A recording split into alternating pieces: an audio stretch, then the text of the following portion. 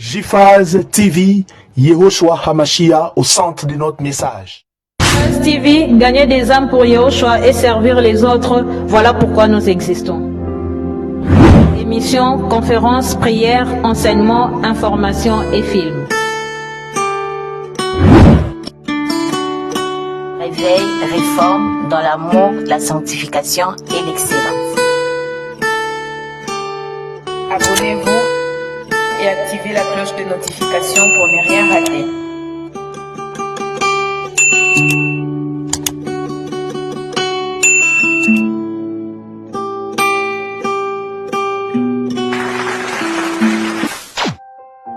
Surnaturel est le naturel pour toi, mon Dieu. Nous le voulons en ce lieu. Surnaturel est le naturel pour toi, mon Dieu. Nous le voulons en ce lieu. Surnaturel est le naturel pour toi, mon Dieu. Nous le voulons en ce lieu. Surnaturel est le naturel pour toi, mon Dieu. Nous le voulons en ce lieu. Et surnaturel est le naturel pour toi, mon Dieu. Nous le voulons en ce lieu. Surnaturel est le naturel pour toi, mon Dieu. Et nous le voulons en ce lieu. Que ton onction descende sur moi et s'en descend. Que ton onction descende sur moi. Que ton onction descende sur nous. Que ton onction descende sur nous ce matin. Merci pour ta présence, Adonai, Yehoshua. Merci pour les souffles de vie.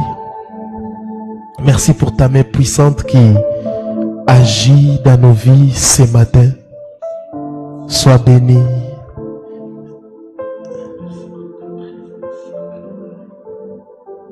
Bénis ta parole, que cet enseignement puisse engendrer un réveil spirituel dans nos vies, dans nos familles. Nous voulons comprendre ta parole. Père, communique-nous la sagesse afin de proclamer ta parole puissamment. Au nom puissant et glorieux de Yehoshua HaMashiach, l'unique et le véritable Sauveur, nous avons ainsi prié et nous disons Amen. Acclamons encore le roi, acclamons, acclame bien. Acclamons le Seigneur. Tu n'acclames pas pour moi, mais tu acclames pour celui qui t'a sauvé sur la croix de Golgotha. Il t'a sauvé il y a 2000 ans et il t'a donné la vie éternelle. Si nous sommes réunis ici, c'est à cause de lui. C'est pour lui que nous sommes ici. Car il a dit, là où 2 ou 3 sont réunis, il est présent. Merci pour ta présence, Seigneur. Nous saluons ta présence. Je vous salue au nom précieux de notre Adonai Yehoshua HaMashiach. Je salue nos bien-aimés qui nous suivent sur les réseaux sociaux, mais aussi sur notre chaîne. Je suis très content de vous revoir encore ce matin en très bonne santé. C'est une grâce. La Bible dit, exprimez votre reconnaissance, votre gratitude en toutes choses. Voyez-vous? Et la Bible dit, toutes choses concourent au bien de ceux qui aiment Elohim. Nous ne devons pas seulement exprimer notre gratitude pour des bonnes choses que nous recevons de Yahweh, mais nous devons aussi exprimer notre gratitude pour, entre guillemets, des mauvaises choses. Parce que pour Dieu, ce ne sont pas des mauvaises choses. Pour Dieu, toutes choses concourent au bien de ceux qui aiment Dieu. Les biens et les mal concourent aussi au bien de ceux qui aiment Dieu. Gloire au Seigneur. Que le Seigneur vous bénisse. Vous êtes nombreux ce matin encore à nous suivre. Je vous salue, je vous salue, je vous salue. Et nous vous portons toujours dans nos prières. L'unicité de la Bible. Nous allons maintenant étudier la Bible. Mais premièrement, j'aimerais vous dire que la Bible en soi n'est pas un livre. Parce que la Bible, c'est un support dans lequel sont rangés plusieurs livres. La Bible, c'est la bibliothèque où on trouve plusieurs livres, plusieurs Bibles. Josué chapitre 1, le verset 8, la Bible dit ceci.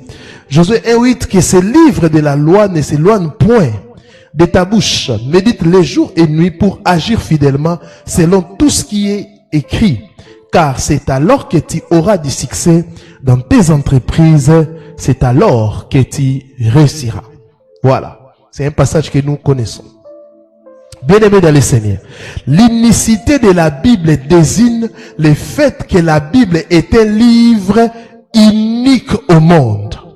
La Bible est un livre unique au monde. En effet, le caractère de la Bible est unique, incomparable et divinement inspiré parmi tous les livres jamais écrits.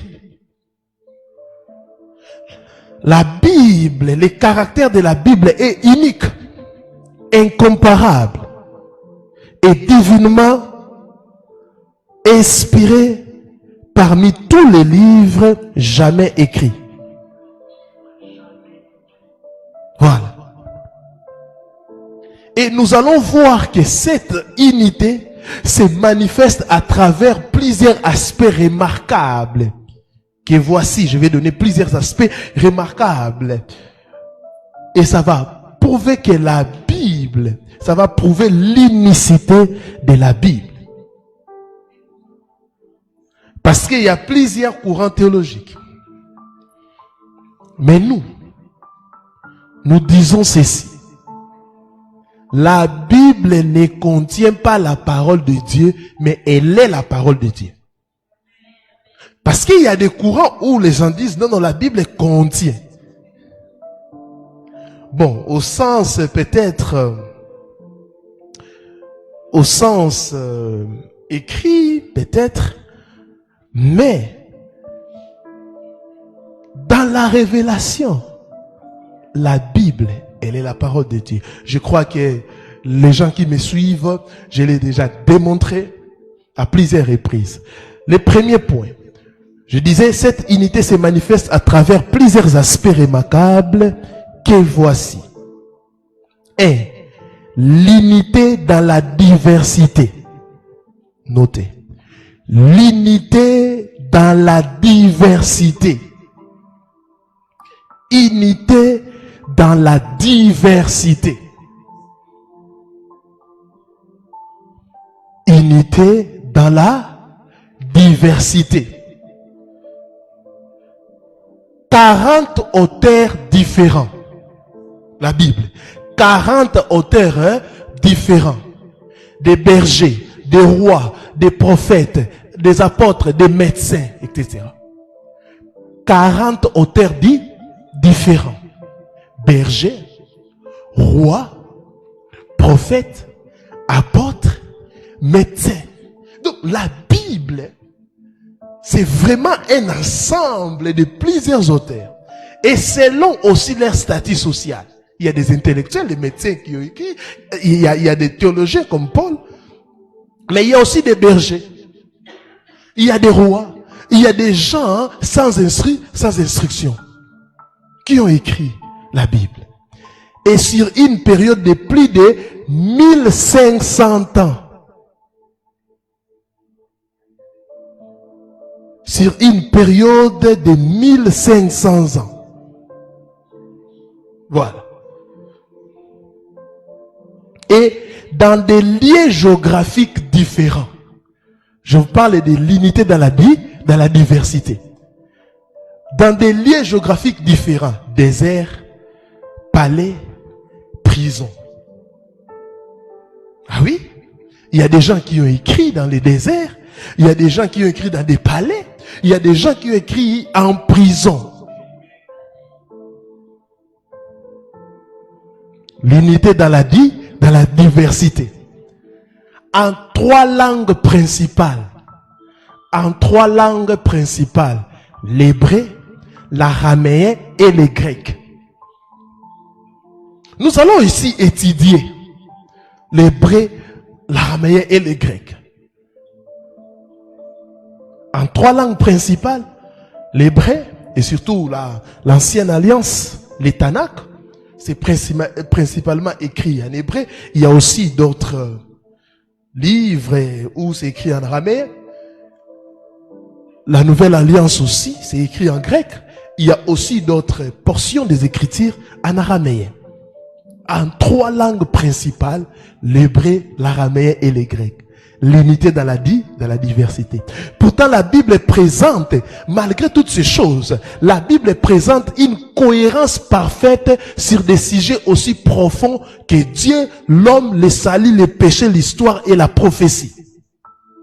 Malgré tout ce que nous avons vu comme diversité, mais la Bible présente une cohérence parfaite. C'est comme si les auteurs étaient ensemble en train d'écrire. Alors que ce n'est pas ça.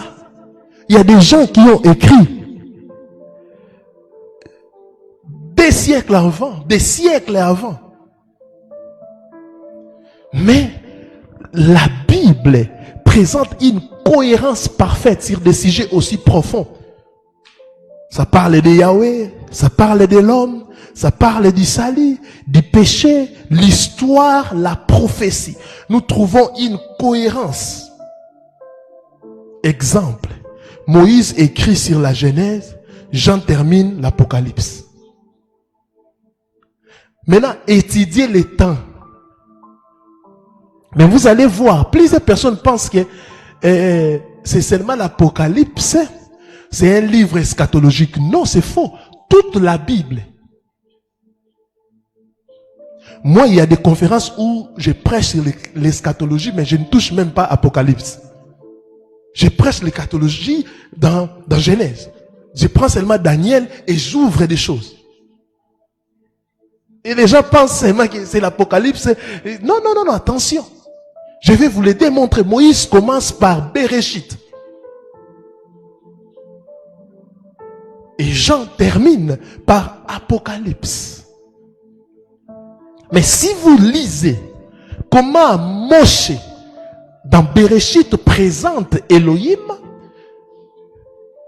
dans la création, et si vous lisez Apocalypse, vous allez voir, c'est comme si ces gens ici étaient ensemble.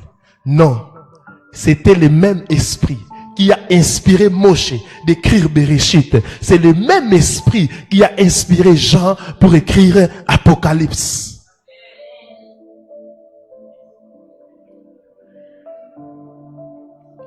Il y a 66 livres, mais un seul message central. Quel est ce message? Quel est ce message? Est-ce que c'est le mariage? Non. Est-ce que c'est le travail? Non plus. Est-ce que c'est le succès? Moins encore. 66 livres, mais un seul message central. Yehoshua Hamashiach, sauveur du monde. Jésus-Christ est sauveur du monde. Depuis Genèse jusqu'à Apocalypse, ça nous parle d'une seule personne, le roi de gloire, Yehoshua Hamashiach, le sauveur de l'humanité. Ces livres nous parlent du salut. Et l'ancienne alliance, c'est le salut dans l'ombre. C'est Yehoshua dans l'ombre. Et j'aimerais anticiper en disant, l'ancienne alliance, c'est Yehoshua dans l'ombre. Maintenant, les évangiles, c'est la manifestation du salut Yehoshua. Et les épîtres, c'est l'explication de ce salut. La conclusion de la Bible, c'est ça. Même si vous êtes théologien, mais si vous ne connaissez pas ces choses, vous êtes nul. Il y aura un point où je vais expliquer ça. L'ancienne alliance, Yehoshua dans l'ombre. Les évangiles, c'est la manifestation. Vous voyez ça? Et les épîtres, c'est l'explication. Et surtout les épîtres pauliniennes. On va arriver. Père Céleste, merci de nous avoir donné la Bible, qui est un livre unique et incomparable. Aide-moi à l'aimer, à la lire et à la pratiquer chaque jour de ma vie. Amen. Deuxième point, origine divine.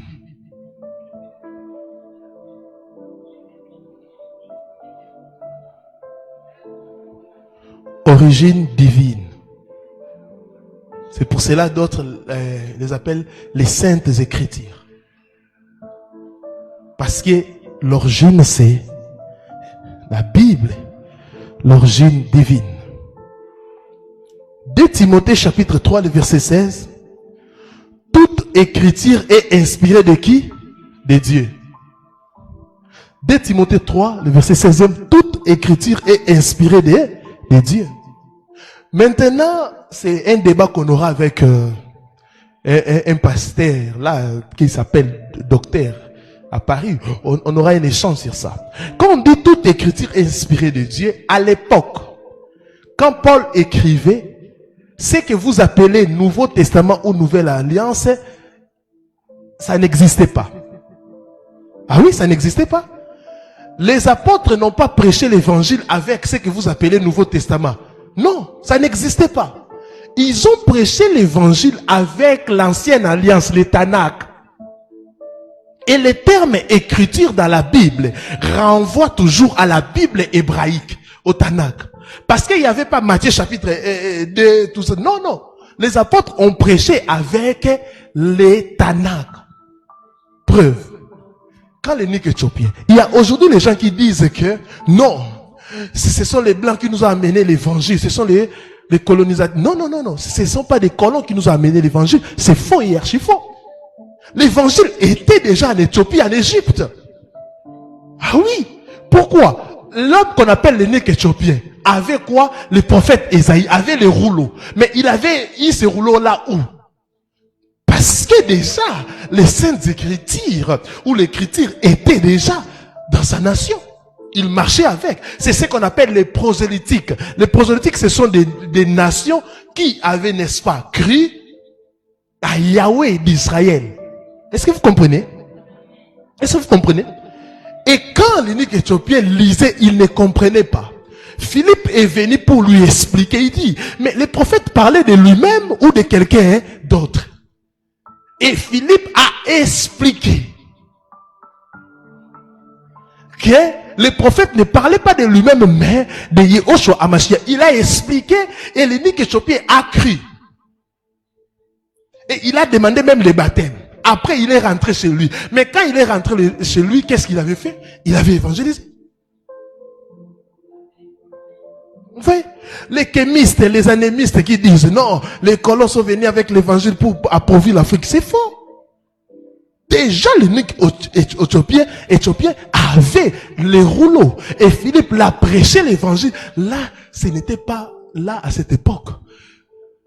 Les colonisateurs n'étaient pas encore en Afrique. Et la reine d'Éthiopie, qui allait même visiter Salomon, il parlait. Vous voyez que, bien aimé, il faut au-delà des Écritures, vous devez comprendre l'histoire.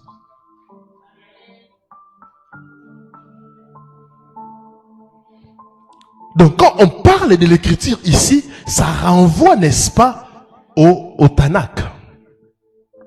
La Bible distingue par son inspiration, la Bible se distingue plutôt par son inspiration divine. Nous avons plusieurs livres dans le monde, mais la Bible se distingue par son inspiration divine. La Bible se distingue par son inspiration divine. Un jour, je vais vous enseigner et je vais vous montrer que les Korans, c'est les plagiats de la Bible. Ouais, ils ont plagié la Bible. Ce n'est pas un livre purement humain, mais une révélation de Dieu lui-même. C'est pour cela, à chaque fois, Yahvé disait à Moïse, écris. Pourquoi le Seigneur insistait qu'on puisse écrire, même d'Habakkuk, écrit la prophétie, grave cette prophétie. Le Seigneur insistait. Elle contient des vérités éternelles et immuables. Gloire à l'agneau. Elle contient des vérités éternelles et immuables.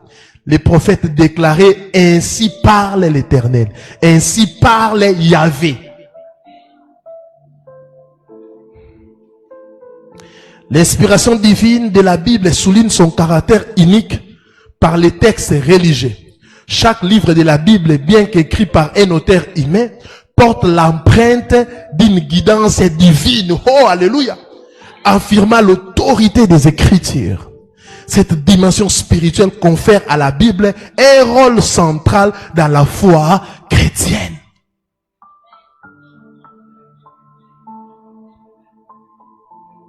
Et c'est pour cela, ayez l'habitude d'avaler les rouleaux. Hein? Toute écriture est inspirée de Dieu. Chaque livre de la Bible, bien qu'écrit par un auteur humain, porte l'empreinte d'une guidance divine, affirmant l'autorité des Écritures. Cette dimension spirituelle confère à la Bible un rôle central dans la foi chrétienne. C'est pour cela que quand nous prions avec la parole du Seigneur, nous voyons des miracles. Hier, quelqu'un était venu avec son enfant. L'enfant a été possédé.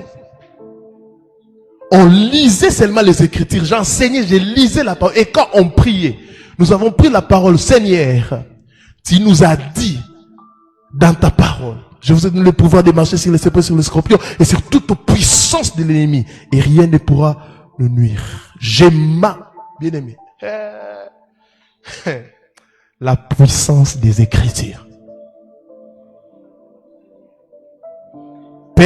Père Céleste, tu es l'auteur invisible de la Bible. C'est toi qui parles par la Bible. Ce que la Bible dit, c'est toi qui le dis. Rends-moi attentif à ta parole par l'action de ton esprit en moi. Au nom de Yahushua HaMashiach. Amen. Troisième point. L'unicité de la Bible. Troisième point. Puissance transformante. Puissance transformante. Puissance transformante. Hébreux 4, le verset 12e.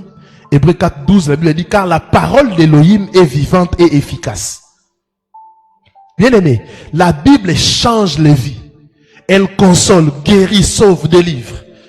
Combien de fois nous avons reçu des témoignages à Yolo, à Kaouka, partout, à Montpellier, partout, d'ailleurs, au niveau de Congo central, Bandung, partout, il y a des témoignages que la Bible change les vies.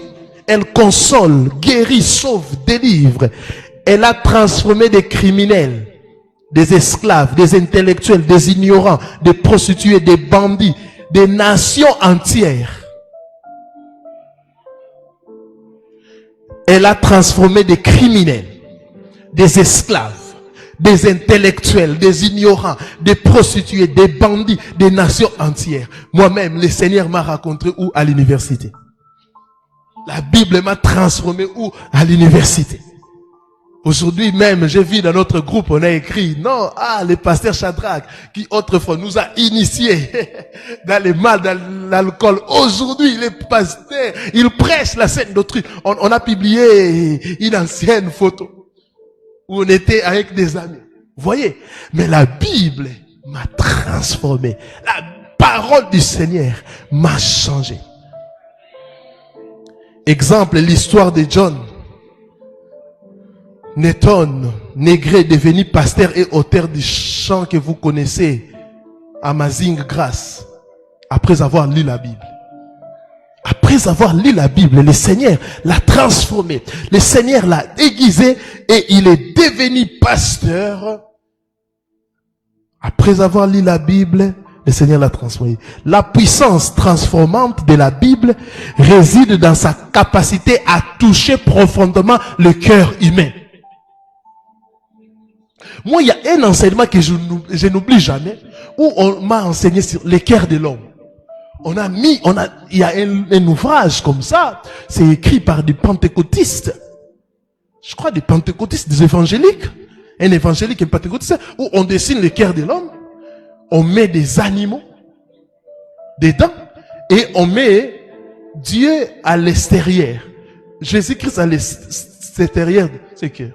Et après la conversion, maintenant, ces animaux ont quitté le cœur de l'homme et Jésus-Christ est maintenant à l'intérieur. Et on nous expliquait chaque animal, les chiens, l'impudicité, telle chose, les parents, l'orgueil, le cœur de l'homme est rempli. Et quand on prêchait ces choses, on n'enseignait pas la Bible. Les gens pleuraient, les gens déchiraient leur cœur, les gens épanchaient leur cœur, les gens confessaient les péchés. Oh, bien-aimé, un jour, j'étais en train de prêcher quelque part. J'ai vu une sœur en train de pleurer.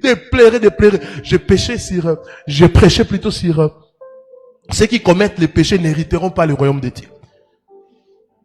J'ai prêché, j'enseignais, elle pleurait jusqu'à ce qu'elle a quitté sa chaise.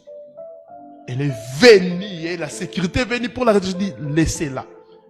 Elle était là, sous mes pieds, en train de pleurer.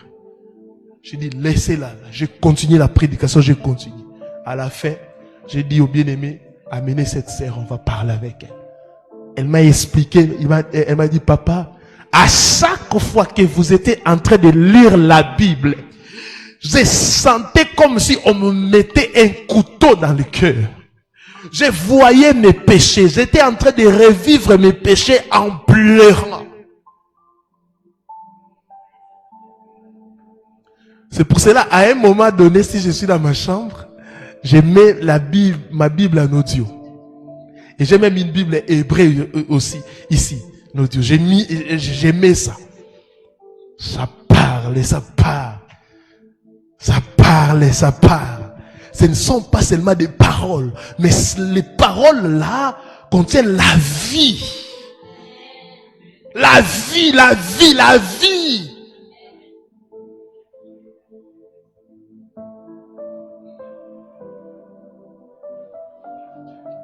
Une personne qu'on était vraiment très proche.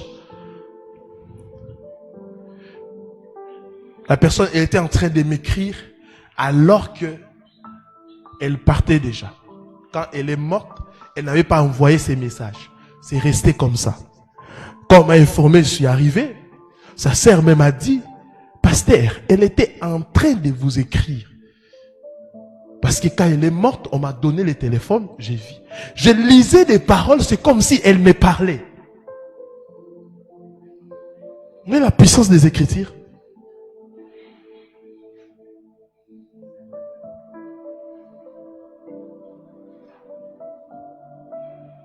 Si quelqu'un que tu ne connais pas t'écrit, mais si quelqu'un te connaît, que tu apprécies, que tu aimes, la personne t'écrit, qu'est-ce que tu vas ressentir? Mais le Seigneur vous a écrit une lettre, le testament, mais que vous ne lisez pas. La puissance transformante de la Bible réside dans sa capacité à toucher profondément le cœur humain. Elle offre espoir et rédemption. Alléluia. Elle offre espoir et rédemption. Quand tu lis la parole, le juste vivra par la foi, tu as la paix. Elle offre espoir et rédemption, témoignant que même les vies les plus brisées peuvent être restaurées. Il y a encore un enseignement chez les pentecôtistes toujours et les évangélistes. C'est un livre aussi comme ça. Et j'ai déjà enseigné beaucoup sur ça. La guérison des blessures intérieures. Frère, la Bible est une richesse. L'histoire de chaque enfant de Dieu confirme cette vérité, prouvant que la grâce divine est accessible à tous. Tout enfant de Dieu, toute personne qui lit la parole, c'est déjà un témoignage. Parce que personne ne peut dire, la Bible dit, comment les gens vont écouter s'il n'y a pas quelqu'un qui parle. Pourquoi nous sommes ici? Parce que tu as cru un jour que le Seigneur, Yahushua Hamashiach, est notre sauveur. Tu as entendu la parole un jour et tu as cru, c'est pour cela que nous sommes là. Alléluia. Nous tous ici, nous avons des témoignages sur la parole. Hier, même pendant les lives, le Saint-Esprit a touché beaucoup de gens. Et beaucoup de gens ont suivi. Depuis que j'ai fait des lives sur TikTok, on n'a jamais atteint ces nombres. Et les gens pleuraient. Quand j'étais en train de danser, les gens pleuraient. Une gloire est descendue. Et chacun donnait son témoignage. Comment elle a cru au Seigneur. Et ça a touché des sœurs. Des frères ont été touchés. Père Céleste, quel livre a la puissance transformante comme ton livre, la Bible, augmente mon amour pour ta parole. Amen. Quatrième chose, là vraiment j'aime. Exactitude prophétique.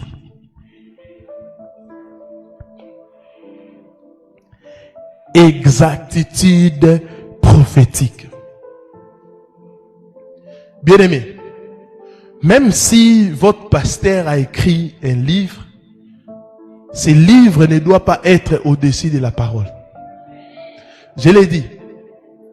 Ce livre ne doit pas être au-dessus de la parole. Même mes propres livres, vous ne pouvez pas dire que tellement le pasteur a commis une erreur, on doit seulement l'accepter parce que non.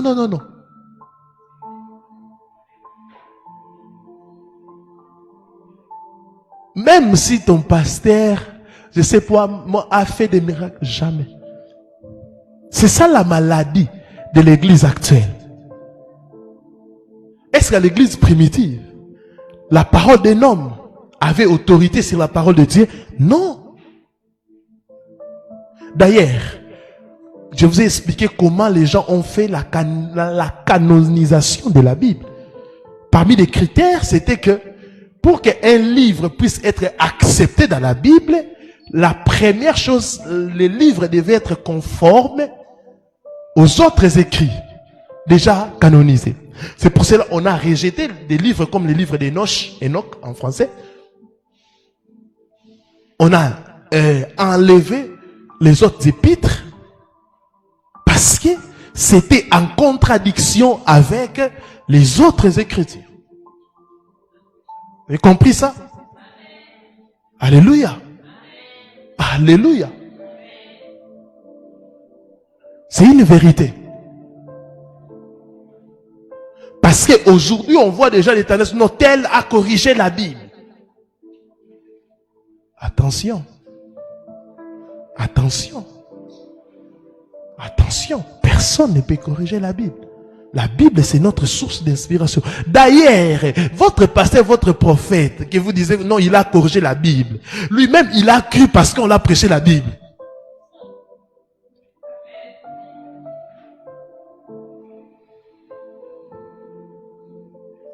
C'est pour cela, moi, les ismes, j'aime pas les ismes. Même le christianisme, j'aime pas. Parce que lui-même, Yoshua n'était pas chrétien. Branhamiste, j'aime pas. Parce que au Kimbangus, ces gens qui viennent salissent même le nom de celui qui a proclamé l'évangile dans la simplicité, dans la vérité. Est-ce que Branham avait dit, mettez mes photos comme ça? C'est où? C'est écrit où? J'ai lu les brochures, tout. Je les lis. Je n'ai jamais vu un endroit comme ça. Mais quand les fanatiques viennent, ils viennent avec, je sais pas moi, des démons ou quoi. Même si vous lisez l'histoire de Kimbangu, moi j'ai lisé l'histoire de Kimbangu, Kimbangu prêchait au nom de Jésus-Christ baptisé. Lisez les livres où on était en train de l'interroger. Qu'est-ce qu'il avait répondu? Il a dit, non, moi je suis pas là pour renverser les blancs. Moi je suis en train de prêcher Jésus-Christ au noir. C'est fini. Mais regarde ce que les ismes sont en train de faire. Vous voyez? Ils ont tout transformé. Lui-même d'ailleurs, il vivait dans l'humilité. Dans la simplicité. Mais c'est pour cela, n'entrez pas dans les ismes. Les ismes peuvent vous détruire et les ismes peuvent vous faire haïr même la personne qui avait reçu la vision.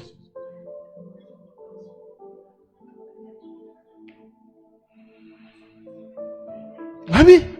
Si vous lisez les récits de Kimban, vous lisez les récits de Branham, vous allez dire, oh, mais est-ce qu'ils ont compris les messages ou ils n'ont pas compris?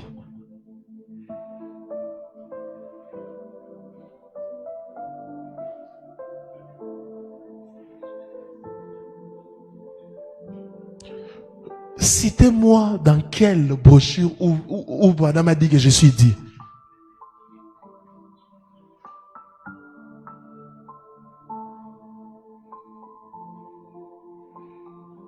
Quand vous regardez des déclarations des fanatiques, l'Ifoko du sol, tout ça, ne suivez pas ces gens-là. Ne suivez pas ça. Lisez vous-même dans la source. Vous allez, quand vous lisez ces conférences, des choses qu'il faisait, l'humilité avec lesquelles cet homme a marché, ça va vous surprendre qu'aujourd'hui, il y a des adeptes qui sont en train de faire dire à cet homme les choses qu'il n'a jamais dit. Et c'est aujourd'hui aussi plusieurs pasteurs prophètes qui sont en train de faire dire à Jésus-Christ des choses qu'il n'a jamais dit, jamais enseigné. On faisait un débat avec un homme. Est-ce que Jésus-Christ a enseigné la polygamie? Oh, il a enseigné la polygamie. Pourquoi? Dans la parabole des 10 vierges consorts, des 10 vierges. Oh, bien aimé. C'est quoi une parabole? Yehoshua, il enseignait pour expliquer des vérités spirituelles. Il donnait des paraboles. Les chiffres 10, c'est les chiffres de la totalité. C'est prendre ça dans l'unité. C'est un corps. L'église, c'est un corps. Et non les églises. Quand on dit que Christ est l'époux de l'église, ce n'est pas...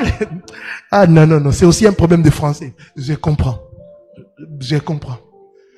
Parce que quand on parle de l'église, ce n'est pas quand ils voient non l'église. Il y a beaucoup de gens. Jésus-Christ s'est marié avec beaucoup de gens. Donc, il enseigne la polygamie. Non, frère. L'église, c'est un corps.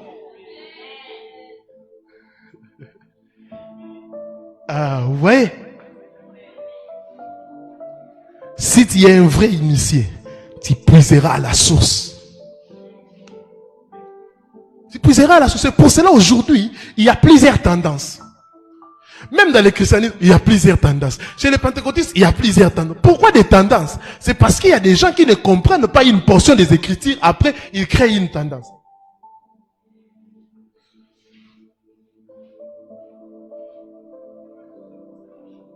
Vous créez des tendances.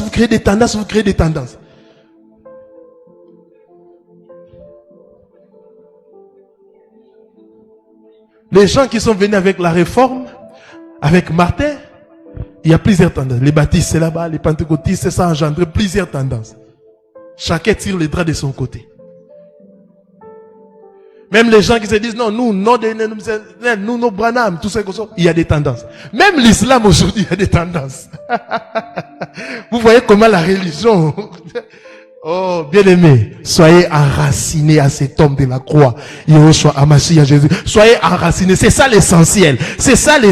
Soyez enracinés. Partout, il y aura toujours des tendances. Ici aussi, peut-être quelqu'un ne va pas croire à ce que je dis. Pas y créer une tendance.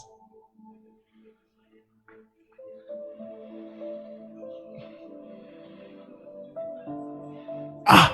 Mais ça fait mal, hein. Si les morts voyaient, moi je pense que Branham même, il allait mourir 2 fois.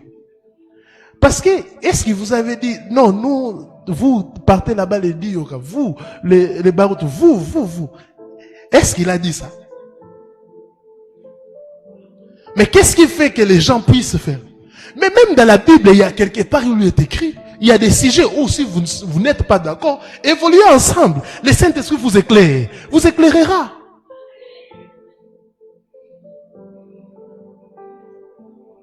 Si tu es un père, tu as mis au monde des enfants, et tu attends que l'aîné dit que moi je suis ci, c'est ceci. Les cadets disent ceci, les filles disent ceci. Non, nous sommes pour maman, nous sommes pour papa. Ça va te faire mal. Et si toi tu es un père et bon père, tu as prêché l'unité à tes enfants. Mais tes enfants sont en train de se diviser à cause des points de vue.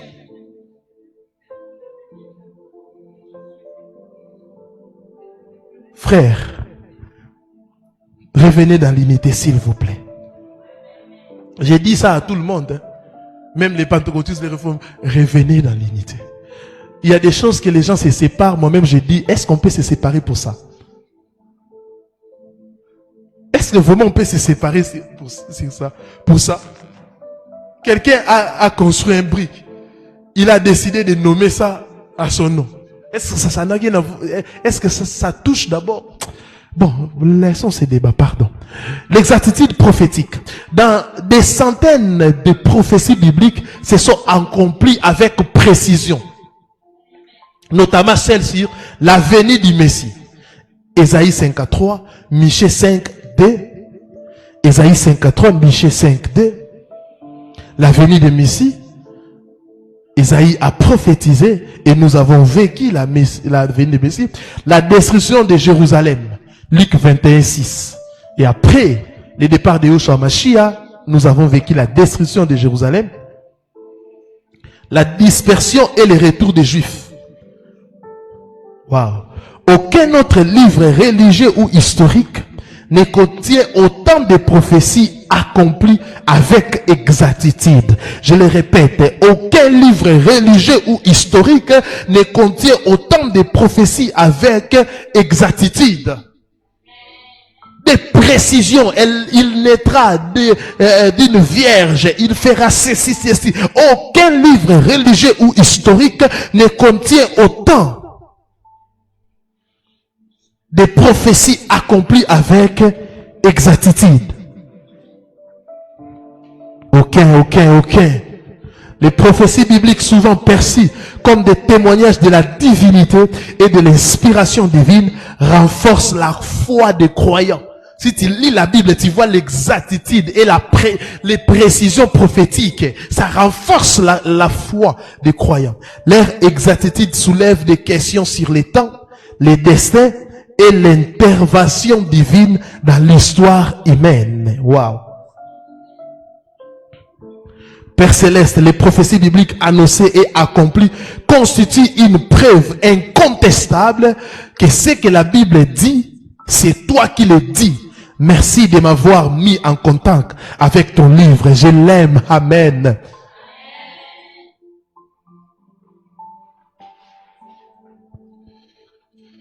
L'exactitude. Et on donne même les lieux de la naissance. Bethléem. On donne même les lieux de la naissance.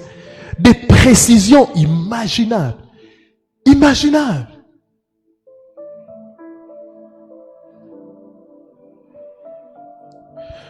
Cinquième chose qu'on va finir par là, on va continuer peut-être les mardis.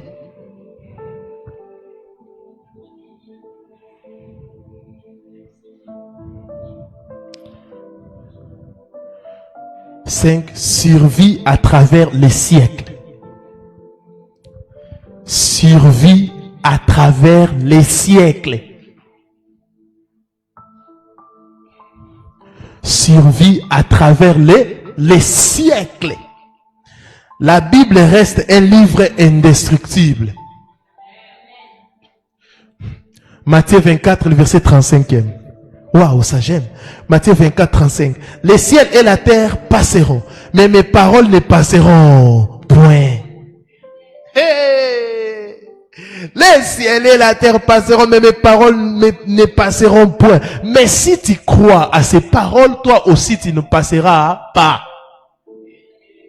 Tu vivras éternellement. Survie à travers les siècles. Malgré les persécutions, les tentatives de destruction, si vous ne savez pas, à plusieurs reprises, on a cherché, on a brûlé les rouleaux, on a cherché à détruire la Bible. Les critiques intellectuelles et philosophiques.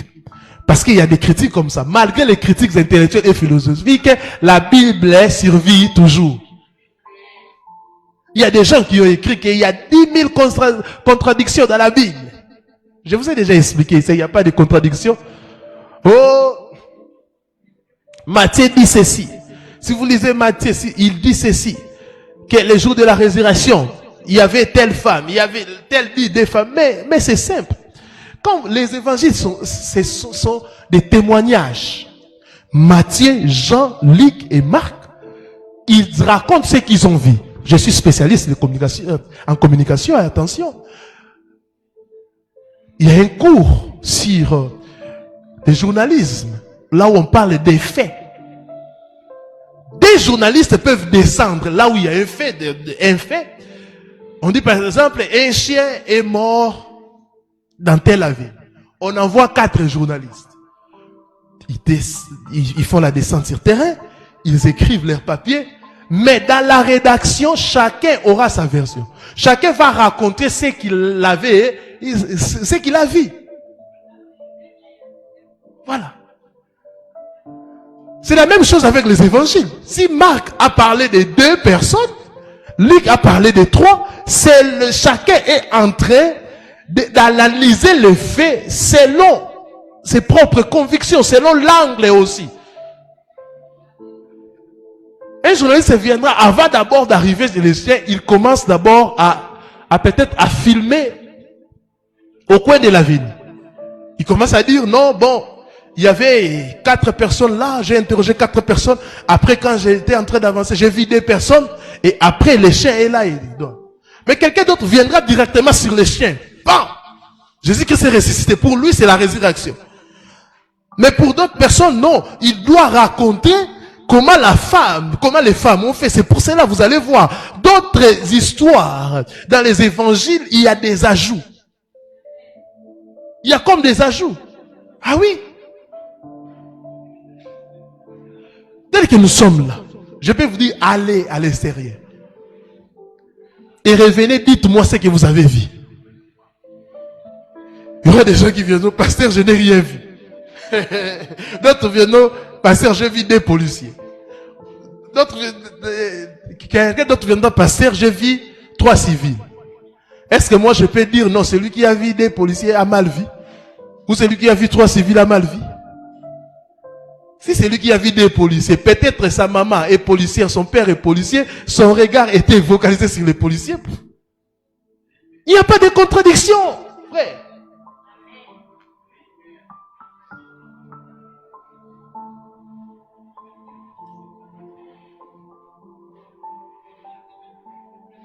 Un seul événement peut avoir 10 000 interprétations. Si avant quelqu'un, il y a un accident, allez voir. L'autre viendra, pasteur, c'est que j'ai vu, avec des commentaires, oh la face. Les véhicules, là, c'est tous des Congolais. Oh, pasteur, vous ne pouvez pas regarder des fois. Les sangs. Il est mort même la bouche ouverte. Mais quelqu'un viendra, non, j'ai vu seulement des corps sans vie. Vous voyez ça? C'est le cas avec les évangiles. Les Matthieu, Jacques, Luc, Jean, Luc et Marc, ils ont vu comment Yeshua marchait, comment il opérait les miracles. Chacun retenait selon sa compréhension. Et après, quand ils ont écrit, toi, tu viendras chercher des contradictions dans la Bible. Ah, mon frère, arrête de filmer. Les critiques intellectuelles et philosophiques, la Bible est toujours le livre le plus diffusé, traduit, lu au monde. La Bible est toujours le livre le plus diffusé, le plus traduit et le plus lu au monde.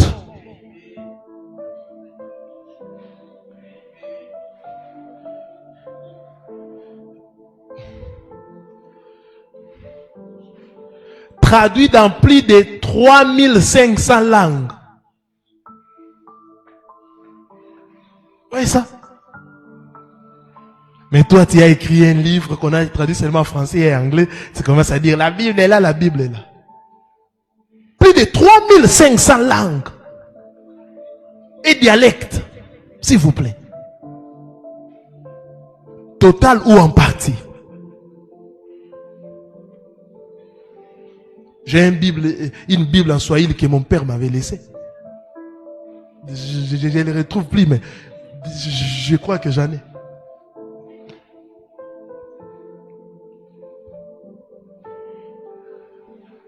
Mon père m'a laissé beaucoup de livres. C'est soigné par les plantes, les livres des chansons. Touim, Zabouri, tout ça. Il m'a laissé beaucoup des ouvrages. Pendant que les héritiers se battent sur l'argent et les parcelles, nous sommes suffisamment équipés par des livres. Amen. Traduit dans plus de 3500, je dis bien plus de 3500, ce n'est pas 3500, plus de 3500 langues et dialectes, total ou en partie.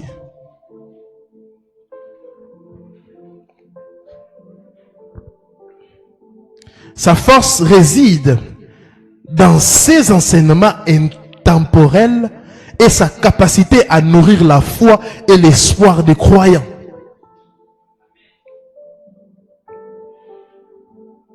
Survit à travers des siècles. Et il y a beaucoup de miracles. Hein? Il y a beaucoup de miracles. Il y a eu, selon l'histoire des temps où on a brûlé, là où on gardait les rouleaux, les livres. Et tout a pris fait, sauf les rouleaux. Il y a des témoignages. Lisez, c'est sur YouTube, c'est sur Google, lisez les témoignages.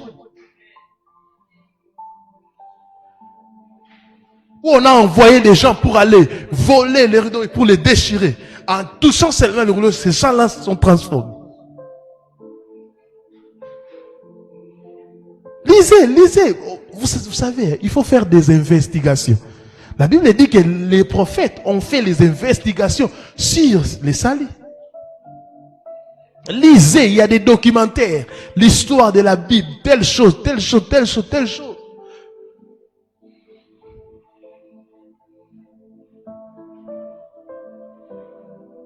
Père Céleste, ton livre continue à survivre à travers des siècles. Quel bonheur, quel que soit. Et reste mon livre personnel.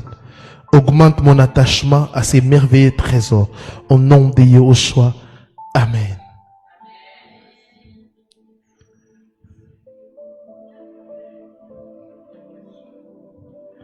Bon, on doit finir seulement les 7 ce soir.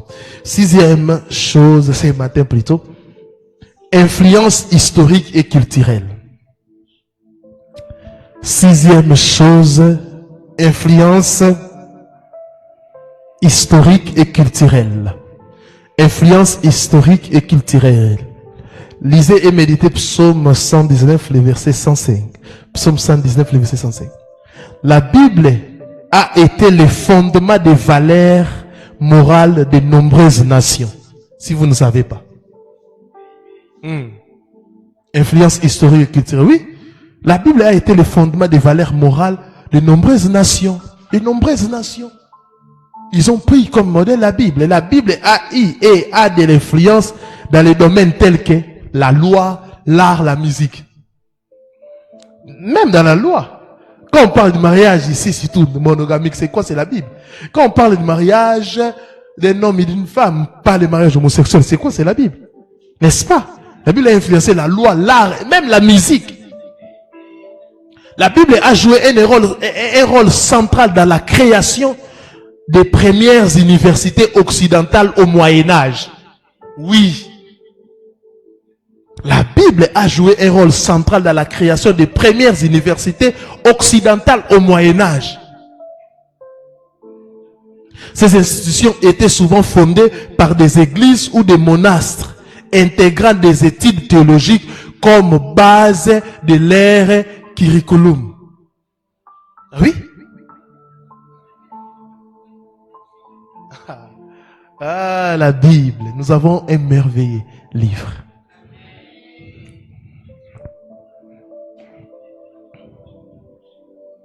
En somme, la Bible a non seulement été une source d'inspiration spirituelle, mais aussi un catalyseur pour l'établissement de l'éducation supérieure en Europe.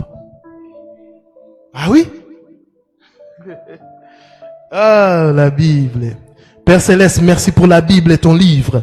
Elle a des potentialités immenses pour la transformation de nos vies et de nos nations.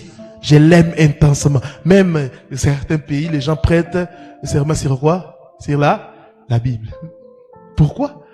Ils connaissent l'autorité de la Bible. Septième chose, on va finir par là.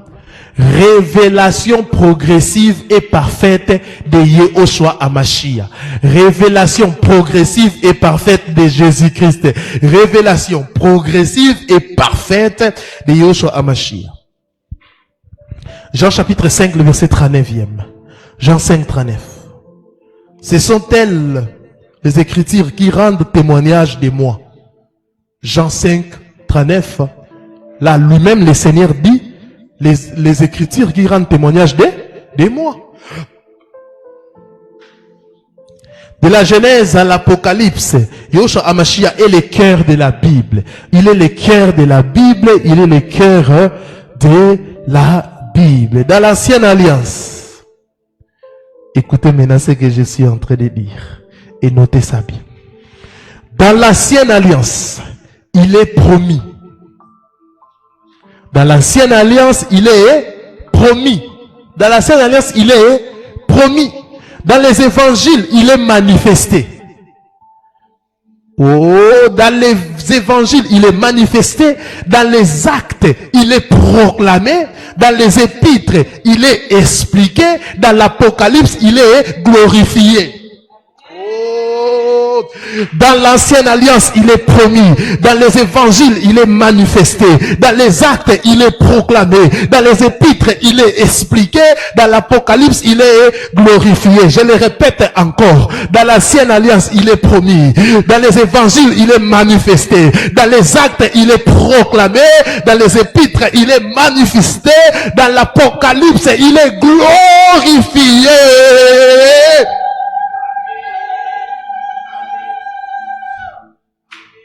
Waouh!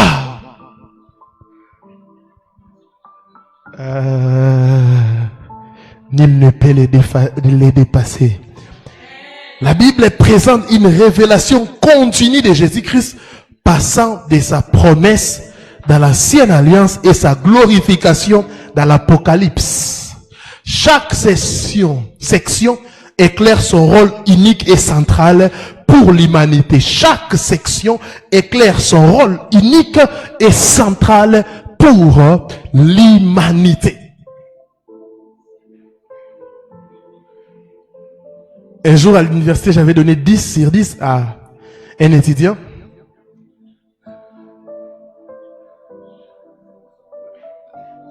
La question c'était de faire la synthèse de la Bible. On m'avait appelé brusquement qu'il y a examen. Je ne savais pas. Je dis, envoyez la question. Et quand j'étais en train de corriger, il y avait 40 étudiants. J'ai lisé des théories, j'ai lisé, c'était bon. Le frère l'a écrit. Le personnage central de la Bible, c'est le Seigneur Jésus-Christ. Et il a commencé à démontrer. J'ai lu seulement la première phrase, j'ai dit non, je ne vais pas lire la suite. Je donne 10. C'est lui. Même si vous avez, je ne sais pas, des diplômes, mais si vous ne comprenez pas qu'il est le Dieu véritable, vos diplômes ne serviront à rien. Comment on peut lire la Bible et nier la divinité de Jésus-Christ? Comment? En lui habite. Il y a des passages comme ça où vous ne pouvez même pas douter. Si vous prenez même Jean, vous lisez au commencement était la parole. Le mystère de la piété. Elohim s'est fait chair. Et la prophétie disait quoi? Elohim disait quoi? Moi-même, Dieu, je viendrai et je vais vous sauver. Il a dit, je ne vais pas envoyer quelqu'un moi-même. Et maintenant, dans la nouvelle alliance, qui a été manifestée, qui est venu nous sauver? Si Dieu a dit que moi-même je vais venir sauver les gens, et Jésus-Christ est venu dans la nouvelle ère, c'est qui est venu sauver? C'est le Dieu. Il y a des prophéties qui sont tellement claires. Un fils nous aide. On l'appellera qui? Admirable, conseiller, tout ça. On dit Dieu puissant. Mais qui est le Dieu puissant? Parfois, je vois des débats, je dis, là, ce sont des débats intellectuels pour, mais même intellectuels.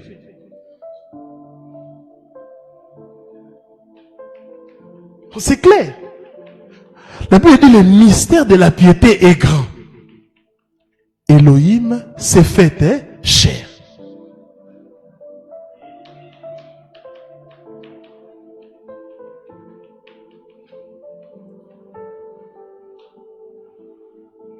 Je suis Shadrach.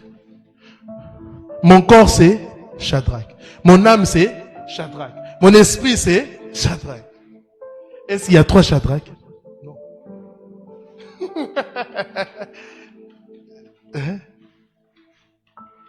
Je suis ici, Shadrach, votre pasteur. Mais dans la maison, je suis Shadrach, le mari de Cynthia, le papa au boulot, je suis le chef de. Est-ce que cela fait de moi plusieurs Shadrach? Oh, vous priez plusieurs dieux, des chrétiens, vous priez, vous avez les peuples. Non, bien-aimé. Même les gens qui ont... Vous savez que la Trinité, c'est une invention.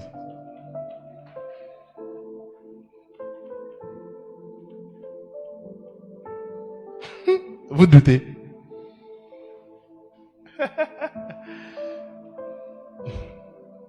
Oui, j'ai déjà expliqué et enseigné sur ça. À l'époque, il y avait une sœur qui avait chanté, une bonne amie avait chanté, quelque chose comme ça. Yesu, Yende Molimo Santo, Yende Papa et consort, ça avait créé des débats ici à Kinshasa. Prenez les syllabis que j'avais donnés à la retraite où j'ai expliqué des courants. Nous croyons que le Seigneur Yahushua HaMashiach, il est le Dieu qui était esprit dans l'ancienne alliance et dans la nouvelle alliance, il a pris chair. Il n'y a point de différence.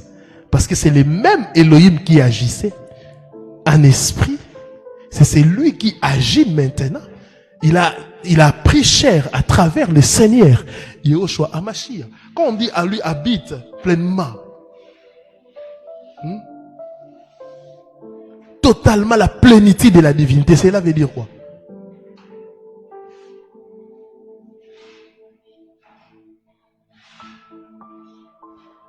Et j'attends souvent les musulmans disent, mais vous adorez un homme. Vous êtes vous adorez un homme. Un homme, comment vous pouvez adorer? Ah, si j'ai posé une fois la question à un imam. Oui. Je dis, notre Seigneur n'est pas n'importe quel homme. Vous, votre Mahomet est né d'une femme et d'un père. Mais nous déjà, une naissance miraculeuse. C'est-à-dire, il a été déposé dans le ventre d'une femme, sans fécondation. Donc, il n'est pas né dans les péchés comme votre prophète.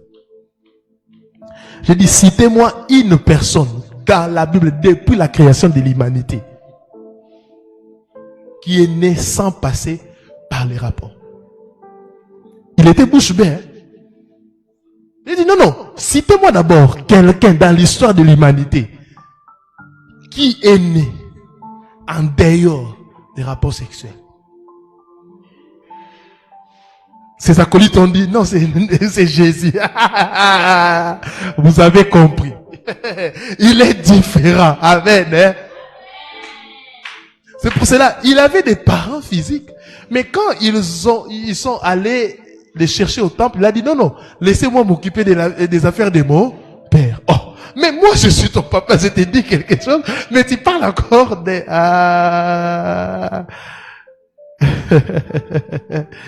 Il est le roi des rois, le seigneur des seigneurs. Comme a chanté un homme, j'ai vu des noms, j'ai entendu des noms. Mais l'histoire a effacé ces noms. Mais il y a un nom qui est toujours d'actualité. C'est le nom de Yehoshua HaMashiach. Toujours d'actualité. Les premiers chrétiens ont chassé les démons à ces noms. Les démons quittaient le corps. Nos grands pères spirituels, nos grands-parents, nos pères spirituels, ils ont fait aussi ce travail comme ça. Nous aussi, nous continuons. Nous allons passer, mais ce nom restera. Mes enfants que vous voyez là, ils vont chasser aussi des démons à ce nom. Donc, c'est un nom qui n'a pas de date d'inspiration. Seigneur Jésus-Christ, tu es au cœur de la Bible. Aide-nous à mieux connaître la Bible pour mieux te connaître. Aide-nous à mieux connaître la Bible pour mieux te connaître. Que le Seigneur vous bénisse abondamment. Oh yes. Oh yes. Je bénis le travail que mes filles sont en train de faire ici à Kinshasa, mais aussi au Canada. Ils achètent des Bibles et ils sont en train de les distribuer gratuitement. Nous allons recevoir, je crois, avant la fin du mois d'août, l'une de mes filles, ils viendront ici. Ils vont vous raconter le travail énorme qu'ils sont en train de faire. Au nom de l'évangile. Il y a des milliers reculés. Ils achètent des Bibles. Pas des Nouveaux Testaments. Parce que là c'est gratos. Des Bibles vraiment. Ils achètent ça. 10 000. 100 000 Bibles. En train de les distribuer. Gratuitement. Quel grand travail.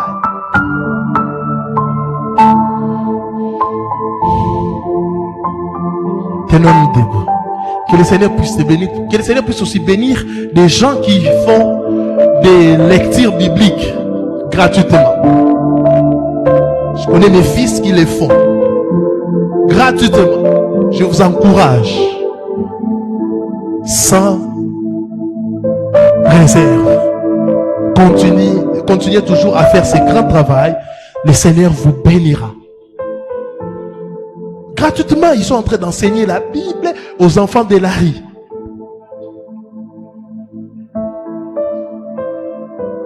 Mon fils, le papa Enoch, a envoyé plus de 1000 draps pour les enfants de Larry qui passent nuit pendant la saison sèche. Et on va les distribuer, j'irai ensemble. On a déjà distribué les premiers lots. Il m'a dit les deuxièmes lots que je puisse venir et les vêtements, mais aussi les Bibles. Donc, même vous qui me suivez, vous voulez nous joindre à nous, surtout si vous maîtrisez la parole, vous pouvez enseigner la parole aux enfants de Larry. Écrivez-nous. On va faire une équipe pour descendre. La Bible dit quoi? Qu'est-ce que la Bible dit? Non. La proclamation de la bonne nouvelle doit faire quoi? Non. Vous ne connaissez pas ce verset. La parole d'Élohim doit être enseignée à toute la création. Après viendra la fin. Donc si la fin tarde, c'est que la parole n'en a pas encore touché les extrémités de la terre. Nous avons parlé de la Bible. Tu veux nous joindre à nous pour faire un grand travail avec les bien-aimés qui les font déjà? Venez. Aie seulement la connaissance. Avant de donner la Bible à une personne, tu l'expliques c'est quoi la Bible. Tu l'expliques. Tu prends un verset, tu l'expliques. Après tu les donnes, tu signes. Nous passons. C'est ça aussi servir Elohim. Servir Elohim, ce n'est pas seulement ici. Tenons debout, nous allons prier. Père, nous te rendons grâce.